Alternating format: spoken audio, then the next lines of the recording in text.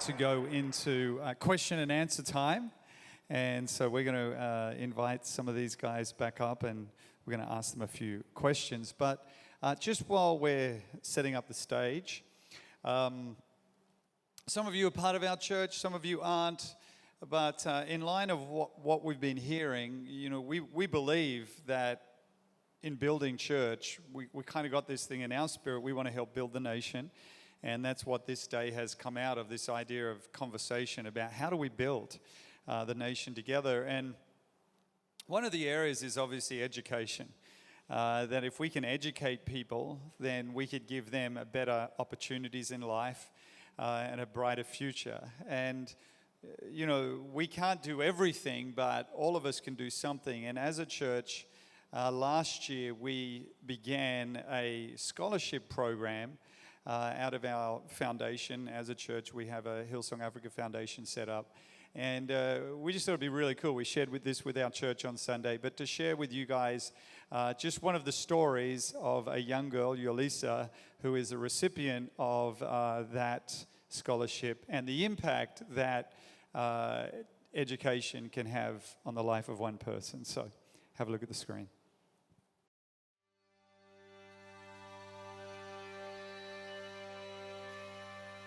Every single person has potential. Incredible potential. The thing that we see so often is that some of the potential is just not being utilized. Now imagine if we're enabling and equipping this one girl that is having a ripple effect within our own community, in our own family. And I think that's where the power lies in helping to build lives that build the nation, is that we continue just to focus on the one, but never stop there. And one of the ways that we do that, one of the ways that we aim to do that is through our scholarship program. Our scholarship is, again, it's an extension of just walking the road with young people, walking the road with learners to be able to really equip them to dream big.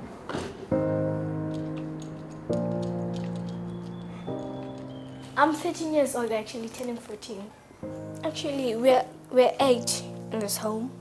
My mother's unemployed, so it's hard. I don't know my father, so she works hard. She works hard, but she doesn't get a job. I don't know why. I've been going to Hillsong like since last year, and then I entered the spelling bee, and then I won the spelling bee for grade 7, and then they sent me an email that I have to apply for the scholarship, and I did. It's been 4 weeks now that I've been to school. It's great. It's a different environment, obviously. And the kids are great. They're so nice. Some of them are a bit mean, but I don't mind them. I do my schoolwork, and I got an A in biology, of which I never did biology. And you have extra classes if you want, and I have an extra class for Africans because I have never done Africans before. So that's great, but I'm improving. I got 20 out of 20 today in the words. Yeah. Obviously, if I finish matric, I want to get like 5 or 7 distinctions. That's my goal. And then go to university, get my master's degrees for chartered accountant, and then get a job immediately. And then I'll do the same to the people who are in need. Give them the scholarship because I want to see other people achieve too. That's how my life is going to be in a few years.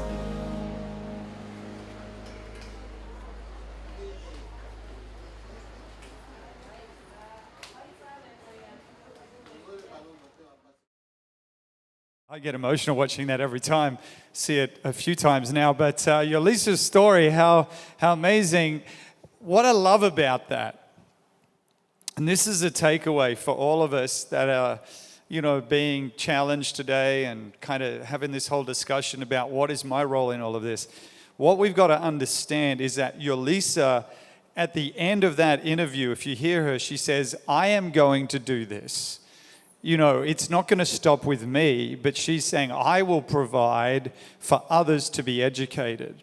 And I think sometimes we wonder, you know, what impact can we truly have? But it's a long-term game. We've got to understand that. And Yolisa has just started in high school. She's at the Redham School. And what we've done is we've got two students. So Yolisa lives in Guguletu Township and was of an academic level to gain entry to the Redham School. And so we, with Redham have been great, have enabled her to be able to be funded to go to that school, and also another young man named Calvin who's in Somerset West who goes to the Redham School out there. And I just love that Yolisa is committed to what this opportunity means, not just for her, but ultimately for others. And so that's what we've got to realize, the power, the ripple effect of what can come out of what we are choosing to put our hands up and say, what can I do? What difference can I make? How can I do that?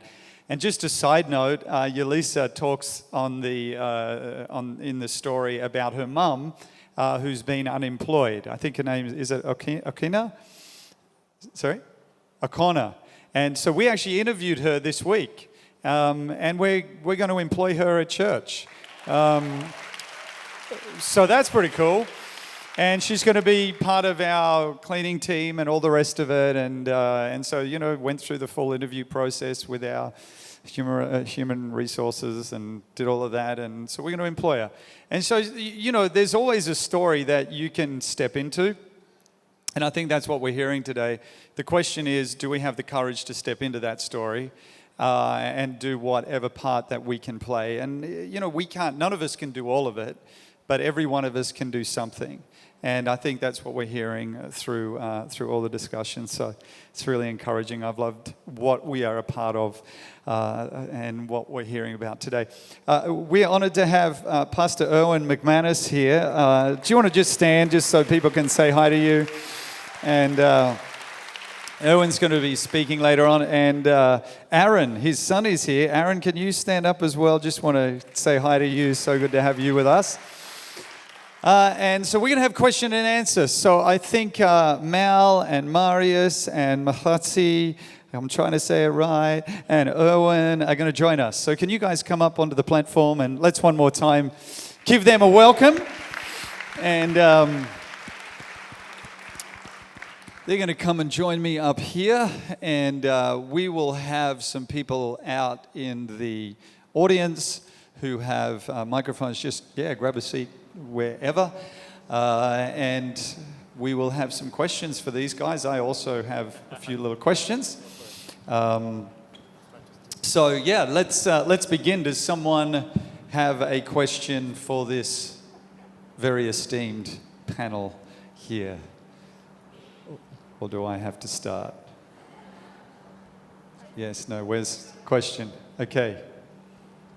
Just for Mahatsi, what was your response to your mates? You can't get away with it, not telling us. Yeah, you did share the story, and then you kind of never said what you said to them. Without taking too long, it wasn't an answer that resolved immediately, but a journey that started with some friends, with our friends, because I realized that. In as much as I needed to respond, that I was a part of it. I needed to see that I wasn't outside of this, that I was a part of this story, and we needed to journey together. The framework that we began to explore was one of how do we interrogate these stories that these two have shared, and there are others as well that other people were able to share on the table. How do we interrogate them? What framework do we use? And then to be able to reach at the point where we say, these are the good elements of the story, these are the bad elements of the story. And as an example, we can use the framework of truth. What is objective truth? What is subjective truth? Objective truth is the painting of reality. This is what really is. Subjective is, this is how I feel about it. This is how I'm experiencing it. It might not be exactly it, but it's important because it tells me something true about that person, of course. But from there, we then talked about other elements of this conversation, especially the objective truth elements that we can talk about, that are also can be filtered through the lens of freedom. Because I said, it doesn't matter how much we talk truth or speak truth to one another, but if the end result is all of us are enslaved in this conversation, then there's no hope. And so which elements can we filter through and say, can we just hold on to some of those things that won't necessarily go through the lens of freedom? And can we then push those that will go through? So it was freedom next. And then the next thing we talked about, we need to talk about a very sensitive issue, which was grace. Not necessarily giving somebody what they deserve, or the willingness to set aside what is due to me in order for us to just move this conversation forward to at least get to the fourth part, which is hope. So we went through the step of truth, of freedom, of grace, and hope. And what happens is, even if a little bit of hope starts to emerge, it's quite contagious. It's quite addictive. Once you taste a little bit of hope, you go back again, and you keep this going through back and forth through this process, so that some of the things that didn't pass through freedom this time pass through freedom. Some things that didn't pass through grace now can pass through grace. But we keep on doing this until we see more truth and more hope that begins to emerge at the end of that. It's fantastic. Can I just ask a question to just throw it open to any one of you guys here?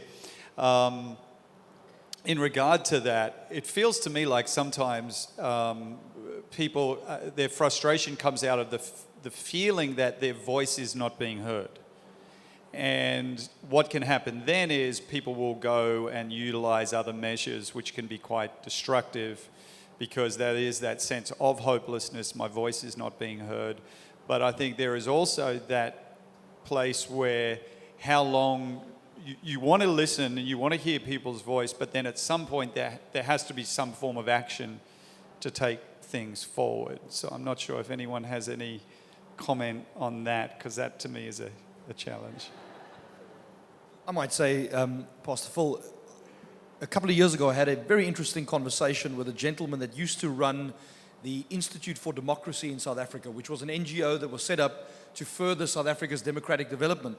And he made the point about this issue of voice, that sometimes, because of the power relationships in society, because some are so powerful and their voice is so heard and some are so powerless, sometimes there's work needed to construct a voice.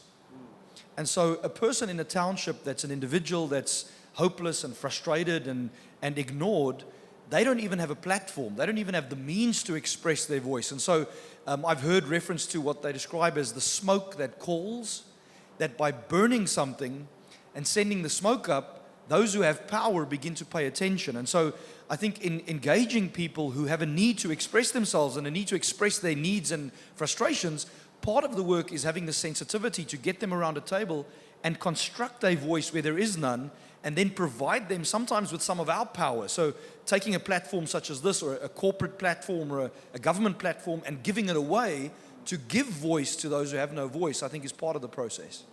Yeah. Any other comment? Great. That's great. It's very good. Okay, another question. Yes. Hi. Gentlemen, thanks so much. Incredible talk so far.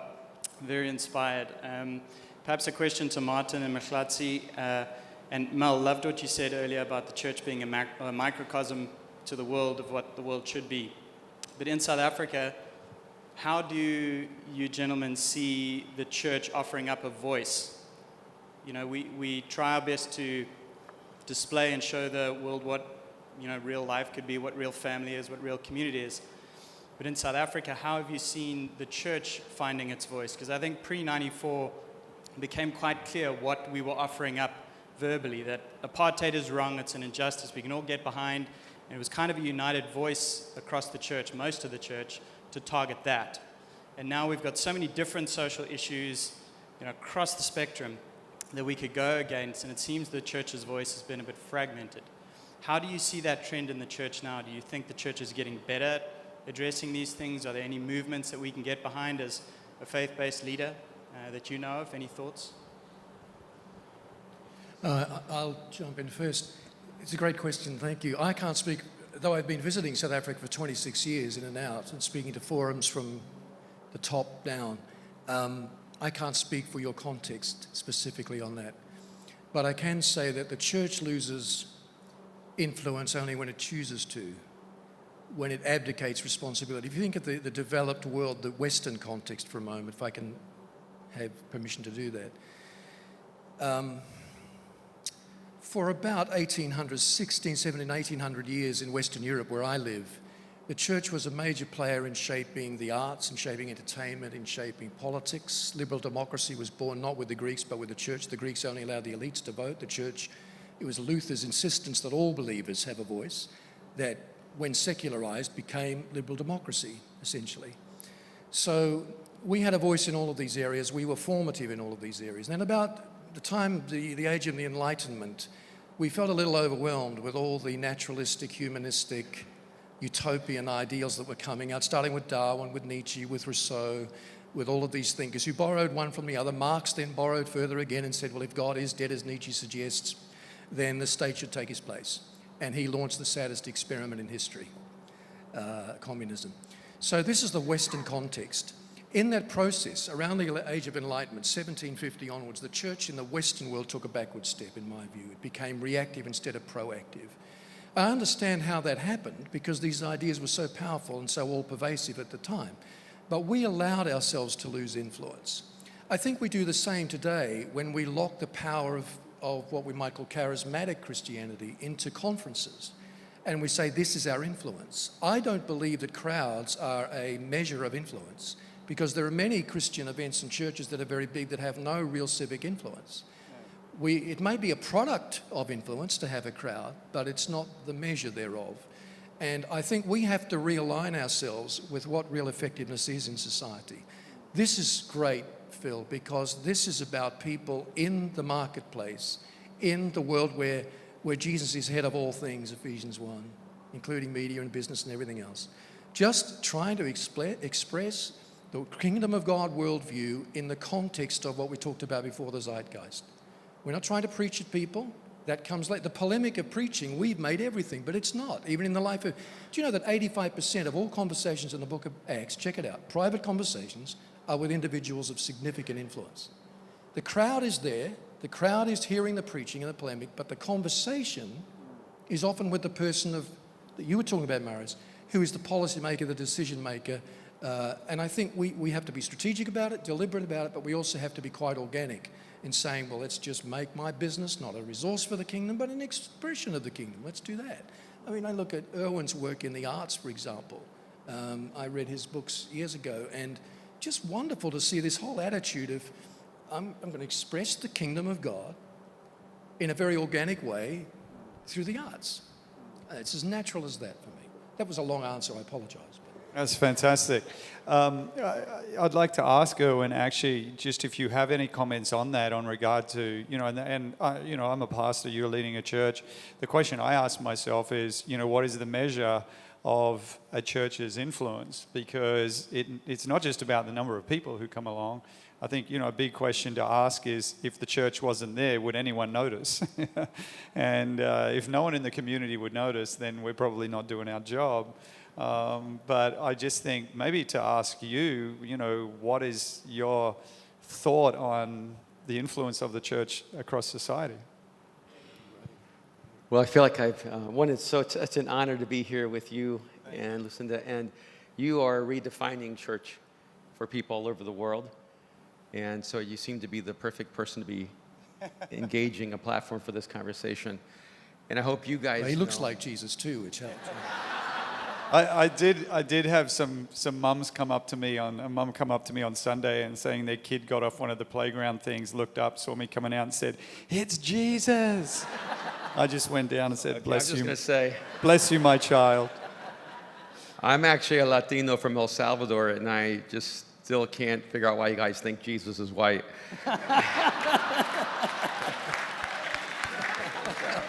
So, but you just keep going with it. You just keep going with it, okay? You look just like Jesus, because the miracle of the virgin birth was not that a virgin gave birth to a child. It was that a Hebrew woman gave birth to a Swedish child.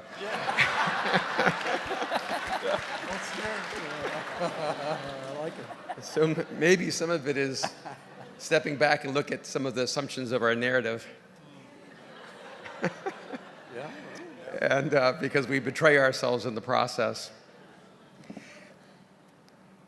There are always specific cultural issues that you want to make sure the church is on the right side of in history. And the problem in modern times is that the church has usually been on the wrong side of history. And then we jump to the right side when there's no option. I just spent the week in Arusha at the TED Global Conference with 700 of the leading African thinkers. And one of the speakers, who was a human rights activist, actually used his opportunity to talk about why humanism is the future of Africa and why Christianity needs to be extricated from the social cultural narrative of the African people. And I thought that was a really fascinating narrative to be platformed at one of the most influential intellectual conversations in the world. And I thought it was ironic that my wife and I had dinner with him the night before, not knowing he was going to talk on this. And so we established a friendship, and then afterwards we continued the conversation. I think what's more important for us as a church is to explain why humans are in this conversation. See, the fact that we talk about things like justice, that we talk about inequity or compassion, the fact that we actually care about poverty, that we care about social issues, has an underlying powerful narrative that we, I think, overlook. Because why should we care? See, I mean, I just stepped out of a context where almost every single person does not believe in the existence of God, but they're trying to save the environment, they're trying to end poverty, they're trying to move the world toward justice. They're trying to do all these things that all of us in this room would say are important. But why would they be important? Because when a black mamba bites someone and they're dead within 15 minutes, we don't think of that snake as being morally deprived or depraved. We don't think of a mosquito as being evil. When we watch a lion eat a gazelle, we don't think that that lion is motivated by some dark nature. Yet humans can have a conversation about things that are inhumane. We can talk about things that are unnatural.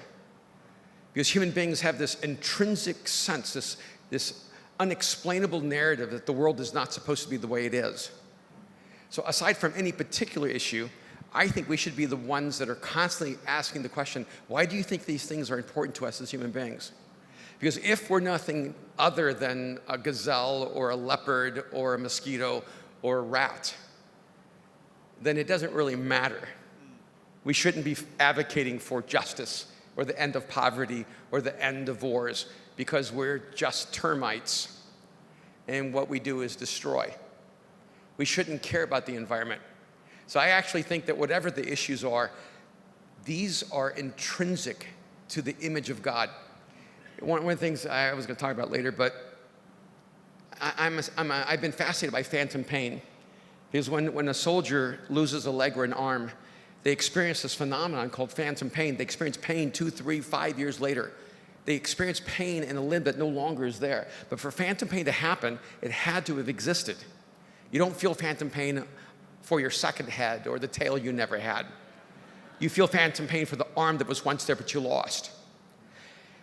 I am convinced human ideals are the phantom pain of the soul. That our souls remember what we've lost. And human beings are driven to try to regain what has been lost. And I'm convinced this is the core narrative that brings people to Jesus when we fight for justice and we try to end poverty and try to treat people as of equal value before God and each other. So I think the bigger conversation is, why is this conversation even important if we're nothing more than just an advanced version of a baboon? It's great. Is anyone else like having a brain explosion throughout this day? I am constantly. Okay, I had a question over here. Yes. Hello. It's so interesting to hear about the concept of phantom pain. One of the biggest things that's facing our country and our world is fatherlessness. We see it in people in our local communities. I see it through the eyes of my 3-year-old daughter asking me where's the fathers in the children's storybooks. how do we extend the role of our church to meet the Father, but also to deal with protection, provision, and identity? Because those three areas is the areas which the Father should be fulfilling. And if we can't fulfill those roles to the people out there, there's something core, there's a missing piece in there. So yeah, that's the question.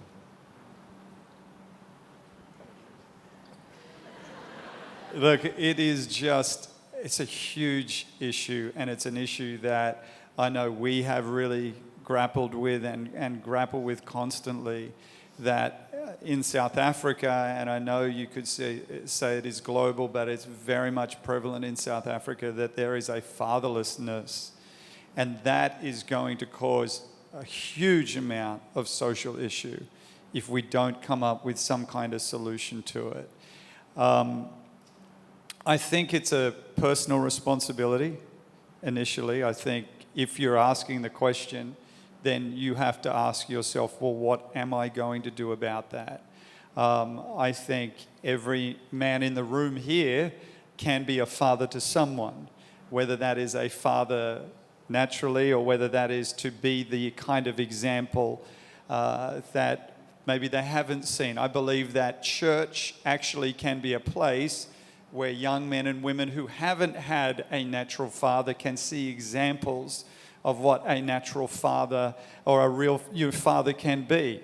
And I think we, as the church, there is a practical role that we can play. Mal talked about this idea that Jesus described of a city on a hill, a microcosm of what the city and the society should look like. And so I believe that church has a significant role to play in that, but I believe every man can, number one, show that example in the way he raises his own family and his own kids, and number two, look for opportunities to be a father figure to some extent into the lives of other young men, to help them to understand what a father looks like. Beyond that, I think it is a big, big question. But I just think every guy's got to take some personal responsibility. And if you haven't had a good father, I don't think that's an excuse not to find how you can become a great father. I really believe that. I know some men who never had their father around, who are becoming exceptional fathers, because they made a decision that I'm going to learn what it means to be a father. And they looked around and they looked at examples and they made choices. And I believe from a Christian faith perspective, there is a heavenly Father who gives you wisdom in these things. And they are changing the cycle of generations. And again, that is something that we can all be part of. And I think we have to look at what it means to, as men, gather other men together and to engage in conversations like this. That's different from today, but look at ways that we can continue to do this, because it is huge. And we even see it in church. We see in different aspects of church and in different communities where we have church that there are some places, and I'll say, particularly in township communities, where the women come to church and they bring the kids, and there are less and less men. And it's like the men have somehow, they're a part of the process because there's a whole lot of kids. Where are the men? And how do we, and it's a big question and we've got to find answers to it. And I'm not saying we have all the answers to it, but I think it's something that we all really have to significantly grapple with, because it is foundational to building a solid society. Anyone want to add something? I just want to say that I think, I haven't worked this through yet, but I am, because I often get asked in the BBC and in the media about gender issues. And because I'm not there speaking as a Christian, but as a social commentator and futurist, I don't seek to give theological responses, which, by the way, is a great challenge for any Christian in the marketplace, to think through a story once a week, even in the newspaper, say, how can I express a biblical worldview response to this for the construct of reality that Jesus gives us without getting into scriptural language? It's a great challenge. If you set it for yourself once a week, it's amazing what it does to your mind. But I think when you remove the Father, if you understand the fatherhood of God, because as Erwin said, everything goes back to the nature and character of God, It's not doctrine, it's the nature and character of God that counts. And the fatherhood of God is central to our sense of who we are. Look at Jesus. It was central to his sense of who he was, his unique relationship with a father, as a father.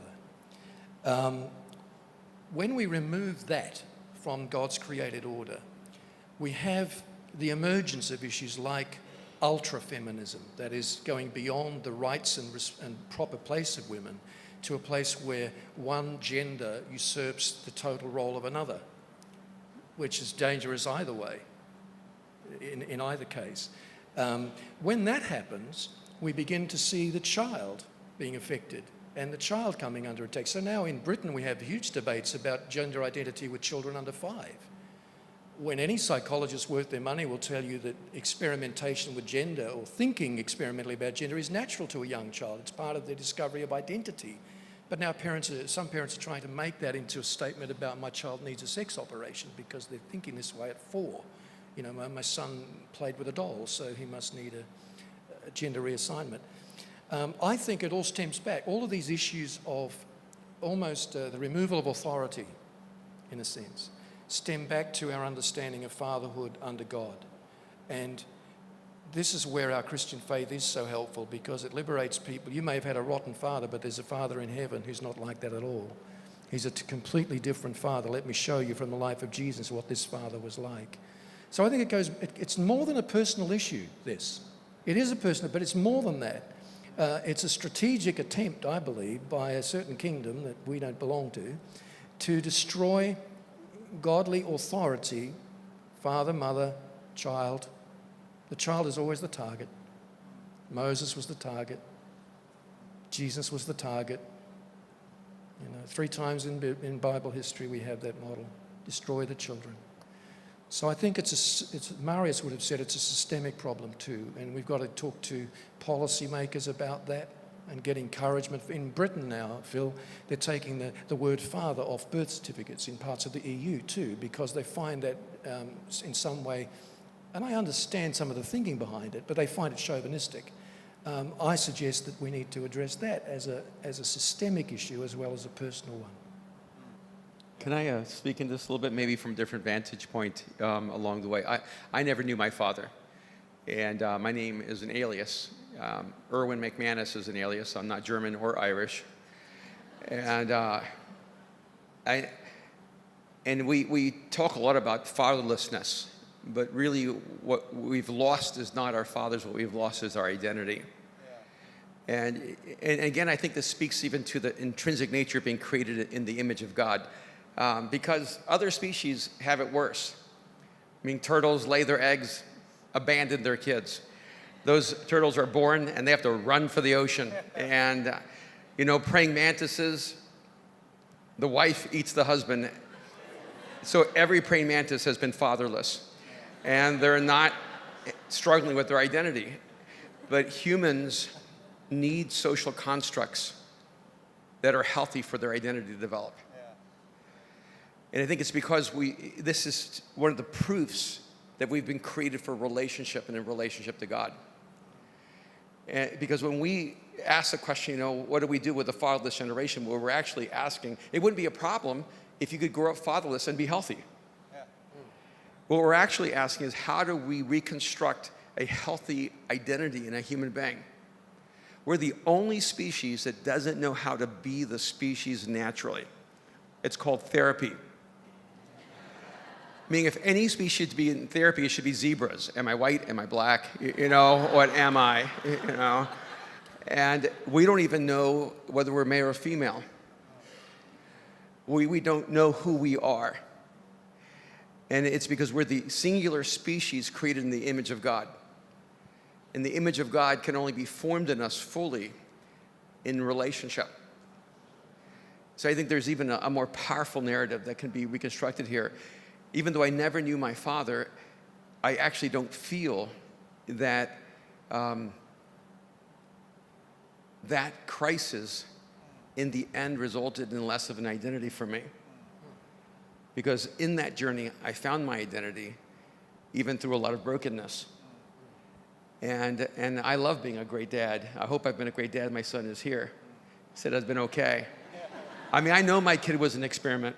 And I was just trying to see if I could do it better. And, but here's one of the things. The reason we're not good fathers is because we're not good humans. You can only be as good of anything as you are human. The reason you only become a better husband if you're a better human. You only become a better father if you're a better human. If we can help people become better humans to reclaim their humanity, everything about how they live life will change. It's powerful and profound. Okay, another question. Who's got another question? Yeah, I think. This might be a lower level question as to the higher level questions we've had. There's no bad questions. So I work in human rights and I spend a lot of time with decision makers of businesses, of farms, and trying to get them to see that the way they treat their staff, the places they expect them to live in while being very productive, is not very conducive to effectively running a business. And I do that because I think it's my calling. I don't think anybody would voluntarily go into that if they knew how little you were paid for the effort that you put in. And my question is, how do you keep going if you don't really see a result? Yeah. I could really identify with Mokhlatsi's story about the white person feeling, I'm not African enough. I travel throughout Africa. Incidentally, in East Africa, Kenya, Tanzania, I'm considered an African. In South Africa, I'm not. I'm a European. So, yeah, how do you keep going if you don't really see the results? Yeah. Thank you for the question. I might tie the first part of my response to that earlier question about fatherhood. I think the answer is in the question. If we look in Scripture, the Bible talks about the manifold grace of God, the many-sided grace of God. The fact that you're asking a question about fatherhood or about rights points to what God has put in you, what the side of His grace that He's manifesting through you. In your case, the fact that you were mentioning things like protection, identity, you've worked out this father thing more than most people because that's the grace, that's part of the grace that God's manifesting through you. And I think the first part is, I think to keep going is to be in the lane where the grace is. If there's a grace of God in your life to work on this issue, stay in that grace. Of course, some of us are called to things with immediate consequences. If you're called to educating a child, you're testing their knowledge at the end of a term, you can see the result. Some of us are called, as the apostles and the prophets were, to sow where others would come and reap. And so understanding where in God's economy He's put you, you might be sowing seeds in a country somewhere in Africa that 2 or 3 generations from now, someone else will come and benefit and enjoy the fruit of.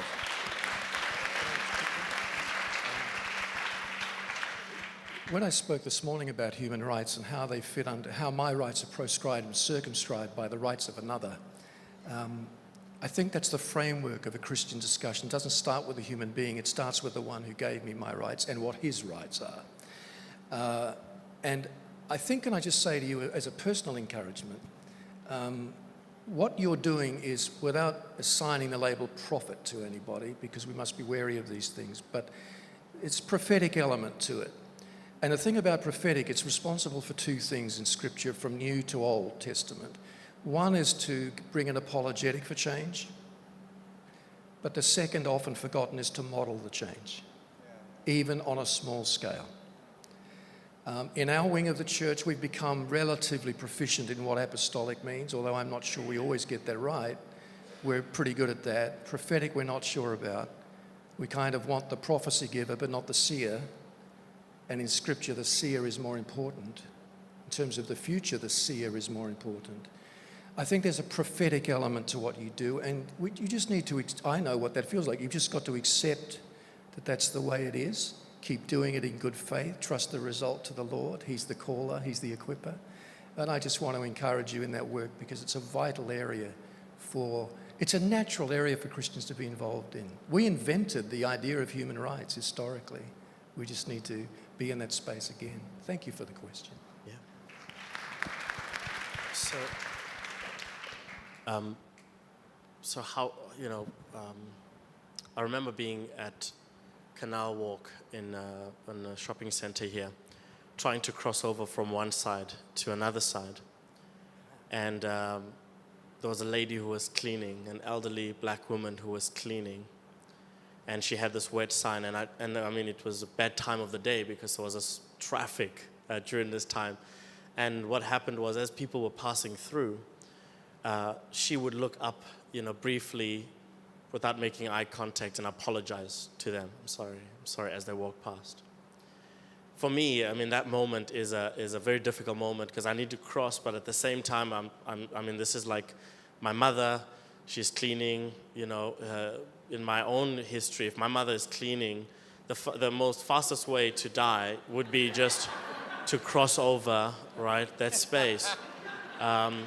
Most creative way, ready to die, would be to do that, because the space is sacred. So I decided I was going to do it, but I was going to do it in a way that was going to try and honor her. So you kind of tiptoe and you're going around, almost losing your balance. But as I reached the midway point, just where she was, our eyes met, and then when our eyes met, I raised my hand and I said, "I'm so sorry," and I was the one who apologized. But what happened next, I wasn't ready for. She started to shout at me. He started to tell me about how I was making the place dirty, and I was inconsiderate, and I was disrespectful, and so forth. But then she said something which caught my attention. She started to talk about how I've been pushing my trolley up and down. But then I realized I didn't have a trolley. And actually there was no trolley in sight. But I realized in that moment that I'd stepped in and I'd become the people who'd hurt her, the people who'd caused her to experience a sense of a loss of dignity. I'd become all of those people. And in the way I positioned myself, she had felt the way she was able to become a human being and address me like a human being. So I was okay in that moment. When she finished with her words, I apologized once more, and then I walked off. But then I realized that, maybe sometimes it's important, especially within our country, there's a context, there's a history of pain and so forth, and it's important for us to realize that even as we aim to say, how do we become everyday heroes? It won't always feel heroic. We won't always be about the results. We won't be about the stories that we're going to tell, how great the outcome was.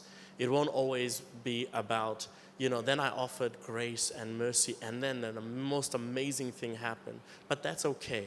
It's okay to stand in proxy for others who refuse to stand and take their role and responsibilities. And I think that in itself is an achievement. So it doesn't even have to be about the change that will take place. It's about achieving that redemptive exchange that says to someone, even if they can't see it because it's been long since they've seen the sight of themselves, you are a human being, and I'm sorry for how others have treated you. I hope that helps as well.